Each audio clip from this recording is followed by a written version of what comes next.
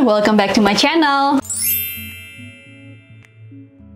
Buat kalian yang baru pertama kali mampir di channel ini, kenalin dulu, nama aku Karissa. Kalau misalnya kalian belum subscribe channel ini, jangan lupa untuk subscribe ya, nyalain lonceng notification, dan follow aku juga di Instagram. Di video kali ini, aku mau kasih tips apa yang harus kita lakukan saat anak muntah. Perlu diketahui, biasanya muntah ini tuh adalah bagian pertahanan tubuh kita. Kalau misalnya ada virus atau bakteri yang masuk, biasanya sih gejala ini tuh nggak berbahaya dan bisa sembuh dengan sendirinya tanpa bantuan obat. Tapi kalau misalnya kita ngeliat anak kita muntah, pastinya kita sebagai orang tua khawatir kan? Jadi harus gimana sih waktu anak kita itu muntah? Yang pertama, jangan panik. Pastikan posisi anak kita itu tegak, atau kalau misalnya lagi tiduran tuh dia itu miring, jadi muntahannya itu nggak sampai kehirup lagi atau bikin anak kita itu tersedak. Terus saat anak kita muntah, usahakan ajak anak kita itu untuk istirahat dan jangan memberikan makanan padat selama 30-60 menit pertama. Jadi biarin lambung dan perutnya itu beristirahat. Pastikan anak kita mendapat cairan yang cukup. Jadi saat anak kita itu muntah, kita bisa kasih air lebih sering. Jangan terlalu banyak, porsinya tuh sedikit aja, tapi lebih sering, supaya anak itu nggak dehidrasi. Kita juga bisa kasih cairan elektrolit untuk membantu menambah cairan dalam tubuh. Kalau misalnya anak kita itu masih bayi, kita bisa kasih ASI juga. Kalau misalnya anak itu lapar dan minta makan setelah 30-60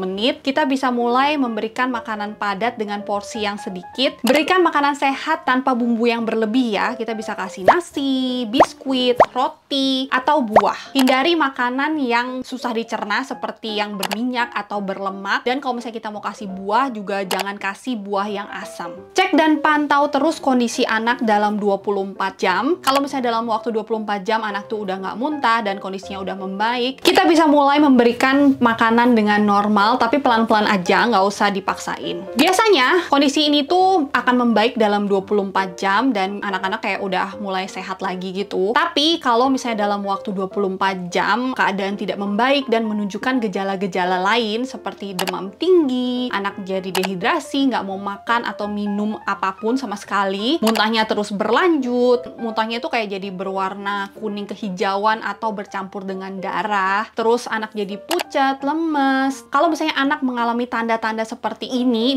harus segera dibawa ke dokter untuk penanganan yang lebih tepat dan lebih cepat. Walaupun keadaannya itu bikin kita tuh khawatir, usahakan kita juga tetap tenang, jangan sampai terlalu panik berlebih, karena kalau misalnya kita panik, anak kita itu jadi ikutan panik dan kayak semua itu jadi panik dan tambah kacau gitu loh. Jadi stay calm and we can get through this. Okay, that's it for my video. Semoga video ini bisa bermanfaat. Kalau misalnya kalian suka, jangan lupa untuk like dan share ke teman-teman kalian, and tungguin video-video aku yang selanjutnya. Thank you so much for watching. I'll see you on my next video.